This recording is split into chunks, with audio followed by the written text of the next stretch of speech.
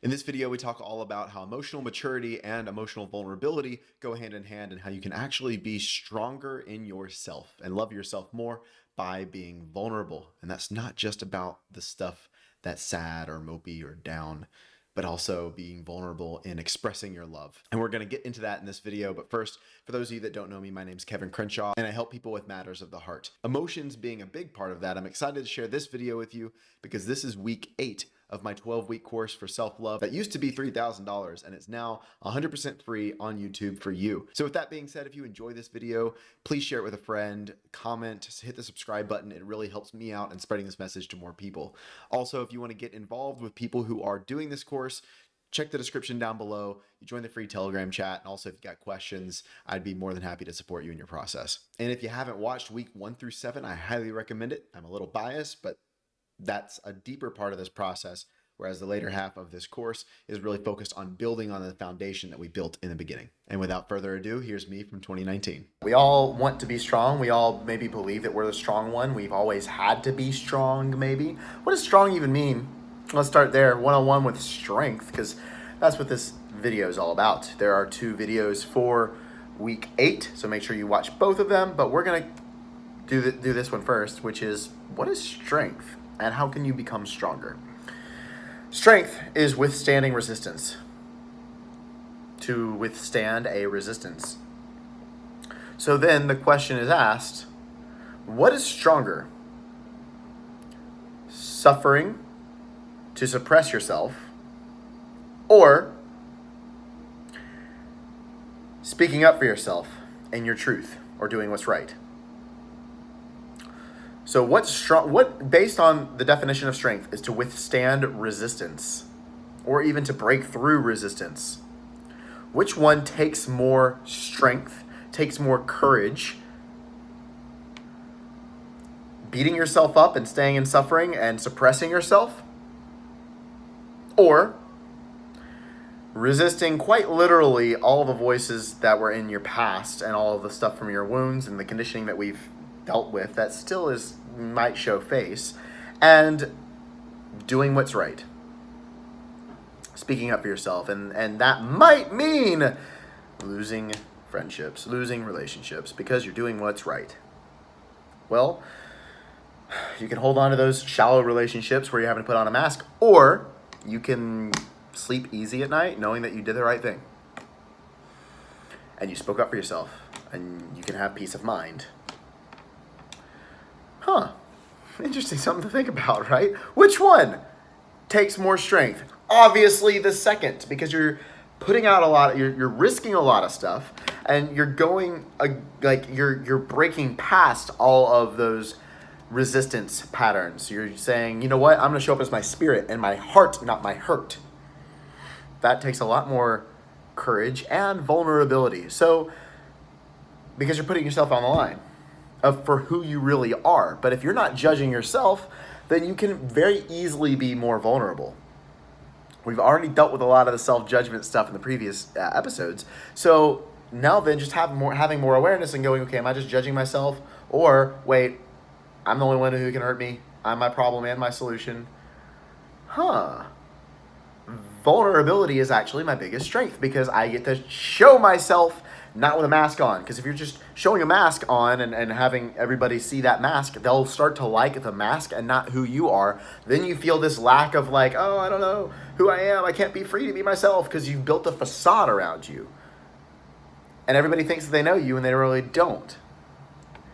So that's why being vulnerable is freeing, and it might mean a huge transition in your life. It meant that for me. When I started becoming vulnerable, some of my friends just kind of skirt and left. But hey, they're not, in the voice of my sage, they're not for me. And vulnerability doesn't have to be a bad thing. Vulnerability sometimes is like crying, oh my God, that's being vulnerable. Being vulnerable is just being your true self and what is real for you in the present moment. Because that is true strength. Showing what is true for you right here, right now, no matter what. What freedom that would be. Well, it's just a choice. So, vulnerability means strength. Instead of, okay, I gotta suppress my emotions. I gotta suppress my emotions because it feels like you're building up pressure and you're building up resistance. And so it feels like you're strong because you're holding up the world. When being strong could maybe mean repping it out and just saying, hey, this is me. And breaking through all of those voices that were suppressing because you were so validation seeking and all these other things. We're doing all the work right now. So your strength then is doing what's right, speaking up for yourself, and living vulnerably. Vulnerability does not mean bad. It does not mean that you're sharing what's wrong or that you're crying and they shouldn't see you cry. That's a judgment. But you know what? Hey, this is what happens. This is what's human. It might be awkward, but hey, this is it. Is being vulnerable. Also about your mess ups, because you've forgiven yourself, so you can be vulnerable about it. And that's shown as strength to people who aren't doing it. So your real strength is being vulnerable. Suppressing yourself down and then suppressing your emotions, we're already past all that stuff. It's causing you stress. That's not being strong. That's just being stressed. Being strong is lighting away and choosing different, which is what this entire program is about. And even getting to week 8, like, come on now. You're strong as fuck because you've been doing all this stuff and you've actually been leaning into the work. You're not avoiding it. You're showing up for yourself. That is strength, when probably you have some patterns of avoidance where you're like, okay, this is like crazy. You know what I mean? Like, you're actually showing up for yourself. You're leaning into, even if it's killing your ego and it's getting your ego extremely uncomfortable, you're aligning your ego with your higher self and your sage and with what is true in your heart. I don't know. Most of the world is suppressing their emotions and desires and trying to be strong, when I see the strong ones are actually doing what everybody else isn't doing, which is all this work. That's true strength. So, I want you to be vulnerable with 3 people in your life. I know this is a very short video. For the sake of, it's plain and simple. I don't have to repeat myself. Vulnerability is true strength. That means no masks, no games, no judgment. There's no fear. Or at least having the courage to override the fear, because fear is always going to be there. So vulnerability, no masks, no games, no judgment. I love myself so much, I'm taking off this mask of how I'm showing up. And I'm going to be vulnerable and real. Being real is what's needed in the world today, because everybody else is putting filters on. And if you want to change the world, you got to be the change which you see in the world, right? So if you want to change that, it starts with you. And literally live by example of just being real. So what you're going to do, because vulnerability doesn't have to be a bad thing, it could be a good thing. It could say, oh my God, I love you. That's being vulnerable, by the way, because what if they reject you? It could mean telling somebody that you value them. It could mean telling a good friend that you really love them, like as a friend, right? And just like, dude, I really want you to know I care about you. That's being vulnerable, because you're speaking truth.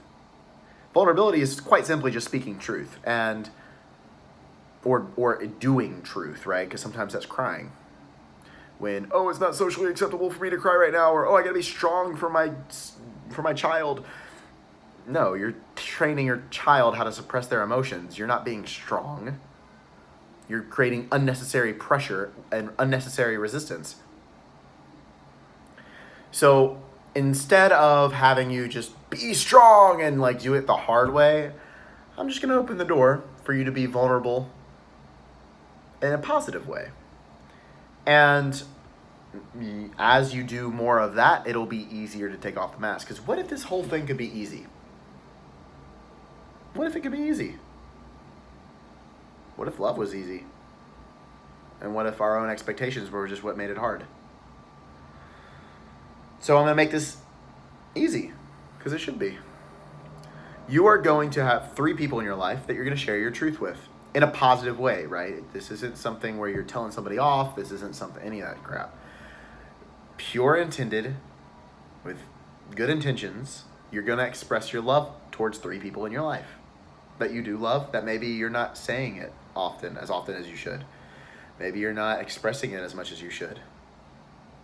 And that's one of the biggest regrets of people dying is like, I wish I would have told them. I wish I would have made it known more. It could be a friend, it could be a family member, it could be a loved one, it could be your partner. You're just going to share your truth with them. And 4 ways in which you can try to do it. There's actually 5, but you're going to express your truth, which is words. So you're actually going to say this stuff to them. You're going to write them a love letter, and when you hand them the love letter, you're going to say some stuff from your heart. Don't read the fucking letter to them. They're going to read the letter on their own, but you need to say from the heart. Use your words. You're going to give them a gift, something that they would enjoy, and you're going to say how much you appreciate them. You're going to spend time with them, go get coffee or something, and bring it up. And just, dude, I just want you to know, like, I really do care about you. I value you. Like, thank you so much for showing up today. And honestly, this is the only reason I wanted to do. I value you as a human. Or you're going to do something to support them. That could be, you could be financial support or supporting their business if you have the means to do that. If not, it's like doing something for them to take a load off their back, an act of service. Because you care about them. Those are the 5 love languages, by the way. But with each of the 4, you're also going to use the 5th, which is words. You still need to say it. And you're just going to put yourself out there because you're going to embody it, right? And it's only awkward if you make it awkward, quite literally. If you're just saying your truth, you're the one that's in control of that because you're the one being vulnerable. So if you make it awkward, they'll feel awkward. Also, as you're doing this, you're coming from such a self-loving place. You're not looking for them nothing in return from them at all. You're just quite literally speaking your truth about how much you love this person. You might notice that, like, their response, they might feel weird. They might get awkward. And that's just saying stuff about them receiving. They haven't done the 8 weeks of this course that you've been doing. They probably haven't done that work on themselves. If they have, great. But most of the world, I would say 99% of the world has not done any of this work. So they're gonna, oh, thanks, and they'll just brush it off. Don't take that as them not receiving it, because maybe they're gonna go home and process it. I know that's what happened with my dad when I did this. He was just like, oh, thanks, yeah, like he brushed it off entirely, and I felt so good because I said it. I spoke my truth. I was detached from the outcome of how he took it, even though it was something positive. You picking up what I'm putting down? All right, well, I want you to go do it. Write out those 3 names and then how you're going to do it. If you do know of the 5 love languages, then make sure you're speaking in their language. If you don't know what the 5 love languages are, get the book or do a quick Google search and you can find it out pretty quickly. There's like quizzes and stuff. If you don't know what their love language is, then just do what would they really appreciate. Pick from love letter, gift, coffee, support, and then make sure as you're doing one of those 4, verbally express from your heart. Don't rehearse this shit. From your truth, express how much you care about them.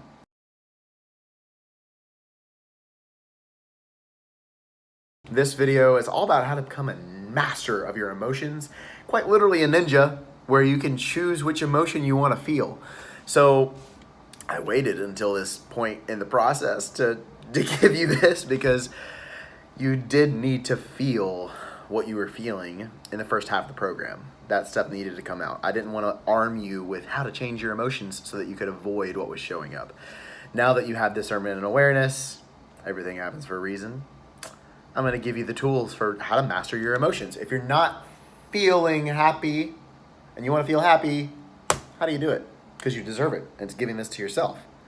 If you're having a pattern of feeling sad, and I don't know why I'm feeling so sad all the time. I don't know why I'm just so low energy all the time. We're going to get to the bottom of all of that stuff in this video. And you're going to learn how to master your emotions so you can tap into the frequency you want. So, quite literally, it's like changing the channel on a TV. If you don't like what's showing up, change the channel. If you don't like your emotions that are showing up right now, you can change the channel, and I'm going to tell you how it is easy. Because what if this whole thing could be easy? What if it didn't have to be a struggle? What if it didn't have to be a fight? What if it was as easy as, oh, I don't like this, I'm going to get this instead? Well, you're free from all your past bullshit now, as this point in the program. You're free from the trauma, you're free from the hurt in your heart, you're free from the conditioning because we've dug into all of that stuff. So now it quite literally can be easy. We did that first for a reason. So I'm feeling sad and I don't know why I'm feeling sad, and then I try to pay attention to my inner child. Nope, inner child's good. Do all these things. Or maybe you don't have time because you're about to do something for your job or do a performance or something where you have to quite literally start to feel something and you're not feeling that thing at all. This happened with me. I was about to teach a group fitness class when I got the text that my grandfather had passed away. And, just like hit me like crazy. And I used this exact technique to shift into excitement to perform the class, because people took time out of their day to come to a group fitness class so they could get some release, quite literally, and so that they could get away from all the mundane shit of life and like they were expecting me to be excited. Now, it would have been a major disservice to them if I would have gotten all in my emotions.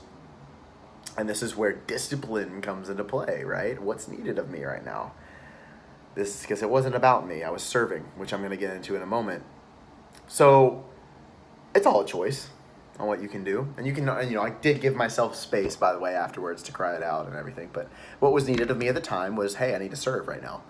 And so because of the tools that I'm about to give you guys, I was able to tap into that and use these tools to get what I wanted. Now, the same thing can be true if you're just in a cycle of just feeling sad for no reason and you don't know why you're sad, and you're doing all these things and you're going through True Love Accelerator and you're still not sad, and then you're getting pissed off and you don't want that emotion either. I'm gonna give you the tools. Quite literally hand you the tools to change that. It's just the remote on your TV. You don't like that. You don't like it. Okay, cool. Change it. So this is the will, your side of will, to will something into existence, which is your warrior archetype. We've been doing lots of archetype stuff, in the past. I had Devin, Kevy, Mr. Crenshaw. Now your warrior, you're also going to name your warrior. You can name your warrior, or it could be an animal. I know for me, my warrior is a saber-toothed tiger. I don't know what it is, saber-toothed tiger, bam! And I can channel that energy when I need to will something to happen. My will was overdeveloped a long time ago, and most of the world is overdeveloped because we're in a world where we're doing.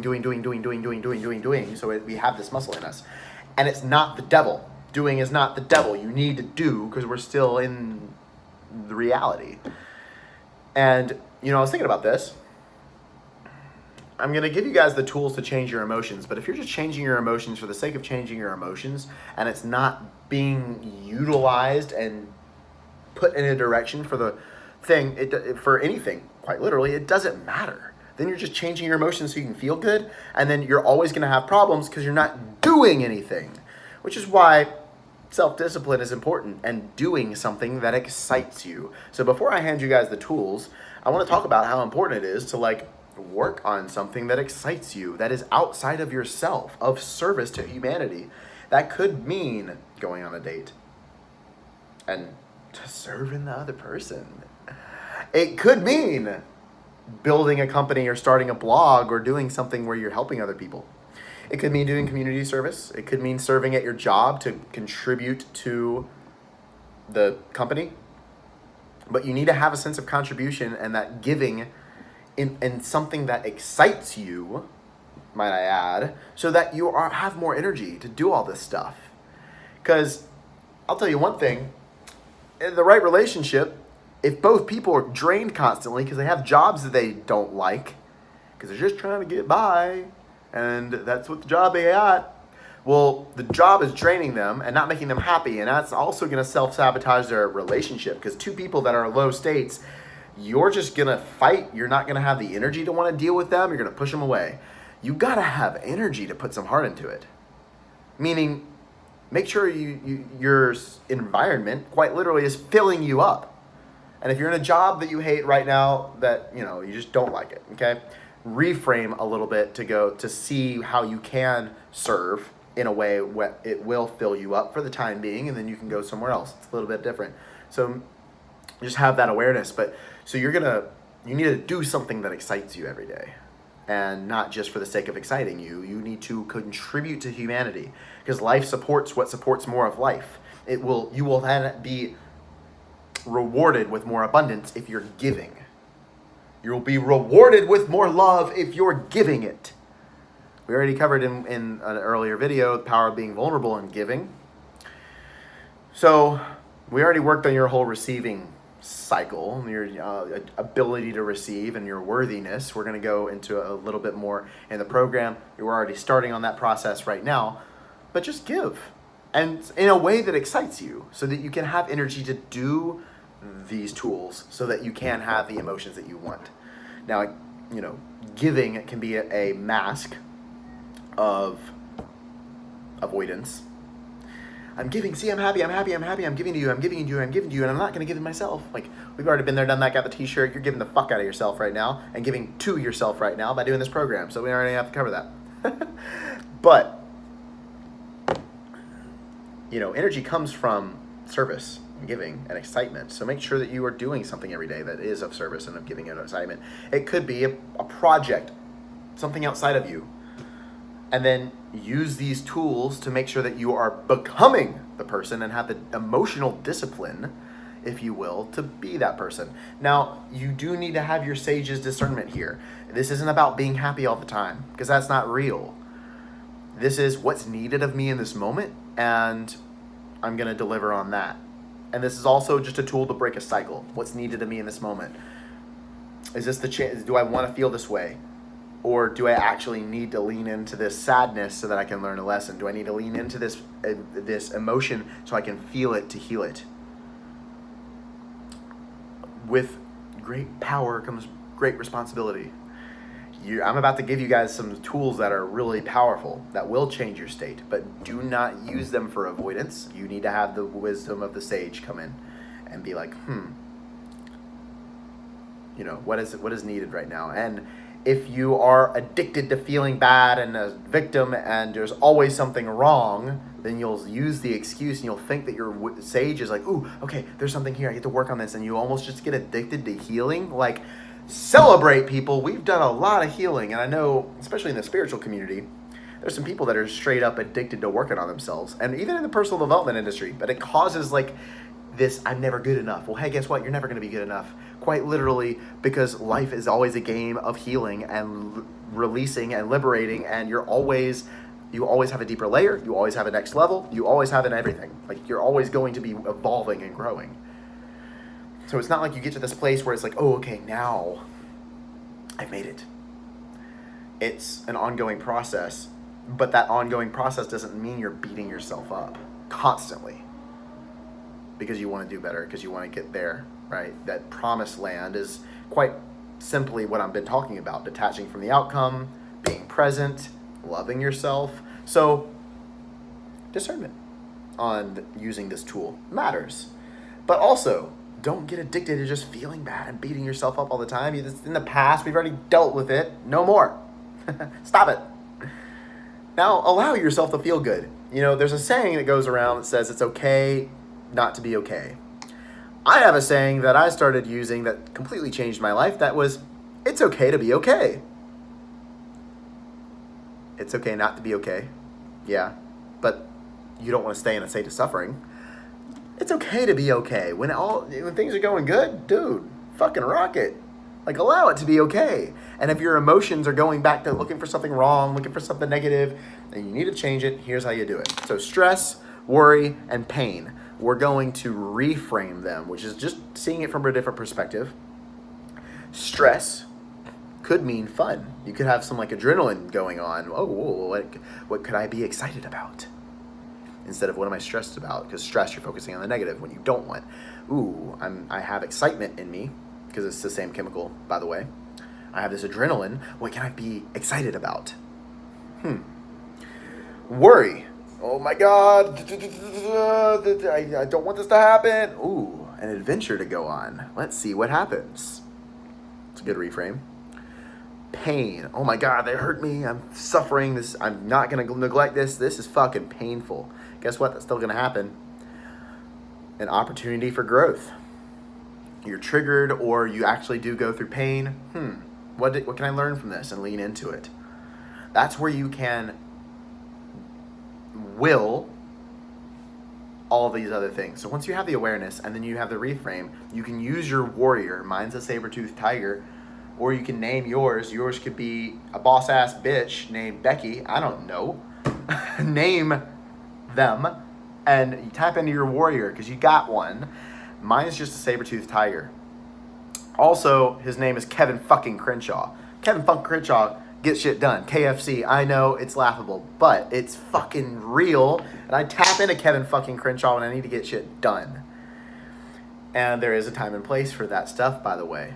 I think that uber loving people, you don't want to be like that. No, sometimes love gets shit done. We need more love in the world. And love might just mean building a company and being that disciplined person because you know you have the right intentions. So with the right intentions, moving forward with this amount of will,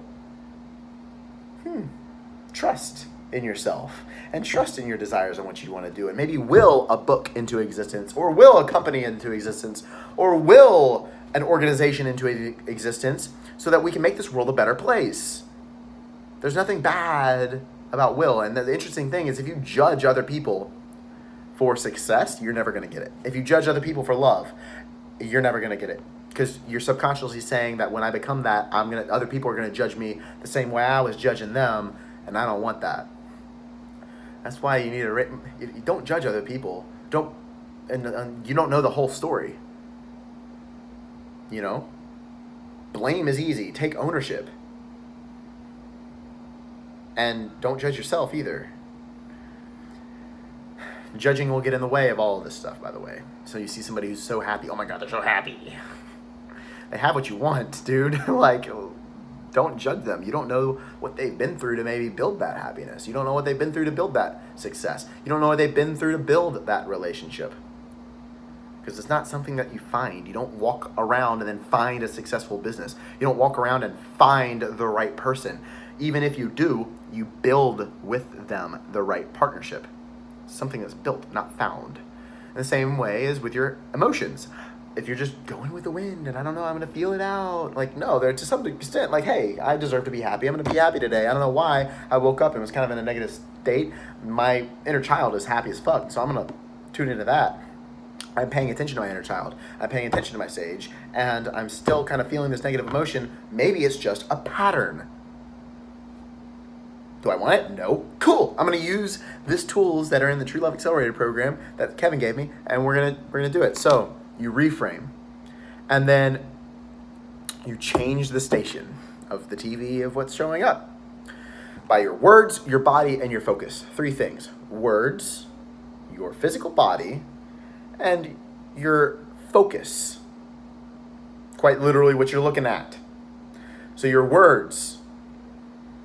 So you have a negative emotion. You have awareness. You change your perspective. So negative emotion, I don't want to feel it. It's not my inner child, and I need to snap out of it. Snap. That's what I do. Or if I'm home alone, I clap. And it radically changes how I'm moving my body. If I'm really in a slump, sometimes I'll just stand up and go, yes! And my body, that's tuning my body into being confident, into being excited, because I'm using my body as the knob or the channel changer and typing in what I want. My body is the biggest tool for that, creating that chemistry, and quite literally of things being released in your head. Instead of me trying to think about it and then the chemicals being released and then I'll feel good, why don't you be about it and then the chemicals are released and it'll back that up. Prime example. I want you to smile for me for the next, or smile to me together. We're just going to smile for the next 10 seconds.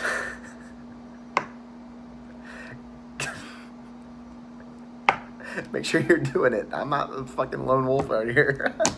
All right, that was 10 seconds, a little bit over. And if you were doing it with me, you probably started to feel happy because you used your mouth, you used your body, and the chemicals followed. As be about it, and then you'll start feeling it. So you have a negative emotion, you don't want it, you have discernment, and then bam, change your physiology. Don't think yourself out of a way of thinking. Use your body and use your heart to tune into a new way of thinking. So again, if you're in a public place, snap. I snap. Sometimes I'll clap in a freaking coffee shop. People look at me like I'm crazy, but I don't care. I'm just like, yes! And then everybody like, dude, you do something great? I'm like, yeah, I did.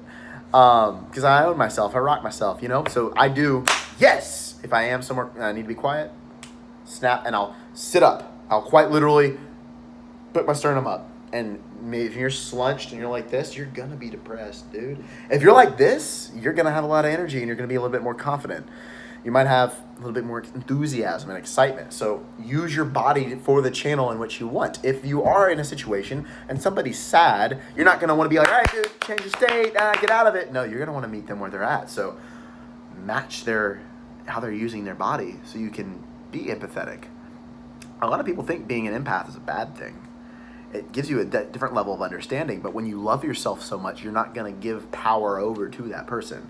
You can still understand their emotions, but it won't become your emotions because you do have an emotional identity within yourself because we're naming them right now, you know? And I'm an empath. I really am. I feel people, but I don't let it control me. And I think it's like, okay, well, if I don't, you know, if I don't feel into them, that means I don't care. No, I do care. I care enough to still have my own ground. I'm not going to bend over backwards to show you that I care. I'm going to cry with you. I mean, maybe if it's you know, but I also need to have some discernment and go, do I want to drag myself into this right now? Because I'm in control of my emotions. And there is something to be said with feeling for somebody and with somebody, right? But you still need to be able to snap yourself out of it. If you're in a situation with somebody and they start bringing that into you and then you leave, you don't want that to go into the rest of your day. So what you're going to do is you're going to change your physiology. Woo! Or you can do some jumping jacks. Literally just change how you're moving your body. Some people work out to do this. You can stand up, do some jumping jacks, clap, snap, sit up. Breathe deeper. So then you feel what you want. So you do this and you focus on what you want. Oh, I'm going to feel happy. You know what? All right, cool. That's done. I care about them. I've left. Now this next thing is coming up. So I'm going to, I love what I do and I'm already full with a ton of energy. I'm going to be excited about what I'm doing and be present with that excitement because I'm going to create that outcome. Because you're excited about what you do in life and you can tap into that gratitude and be present then. If you know how to these tools, if you just had a conversation with somebody and then you're shifting gears and it's ruined your day because you had one negative thing and you're holding on to it, like this is change your state. Come on now, that's some bullshit. Don't let one instance ruin your day because then you're not present. And we already know presence dissipates time and time disappears. And that's when you can really be the master of your life because nobody can control you but you. Discernment and awareness for sure, but use this, all right? So negative emotion. Use your body, focus on what you want, and I smile. All right, focus on positive. And it's not be positive, be positive, be positive, be positive. This is like use your body, be like, dude, I'm badass. I'm gonna tap into Kevin fucking Crenshaw right now for about 20 seconds, and then that's enough time to change the channel. I'm gonna tap into my warrior right now, and that'll change the channel. But that's the power of being present and why we talked about detaching from the outcome.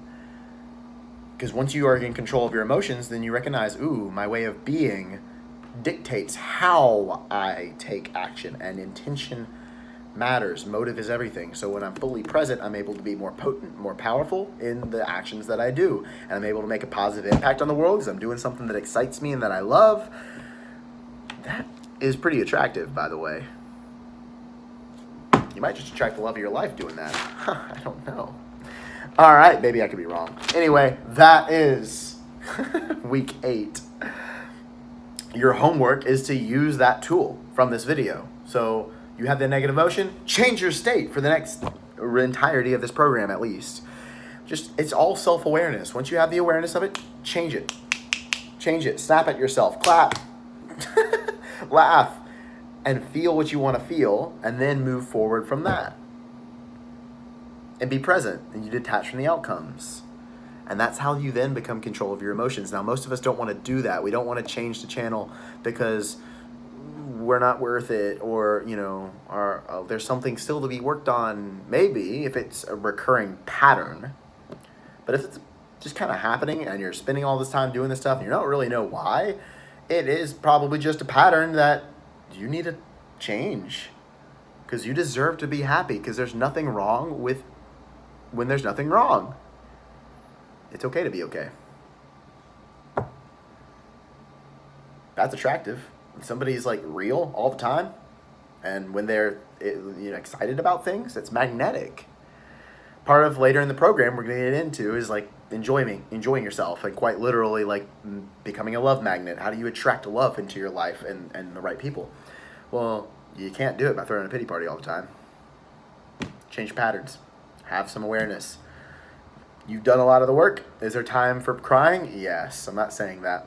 And again, use discernment on when your warrior shows up, because this stuff is powerful. You don't want to use this as a term of avoidance, because that's what you were doing in the past.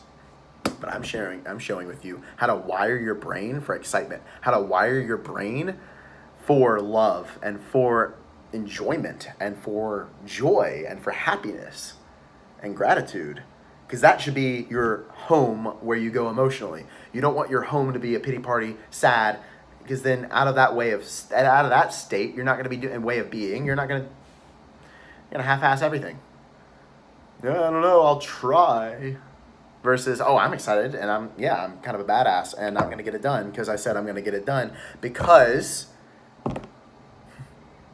self-fulfilling prophecies. I'm going to focus on what I want. And sure, I'm going to move forward as if this is going to happen. I'm going to believe it so much.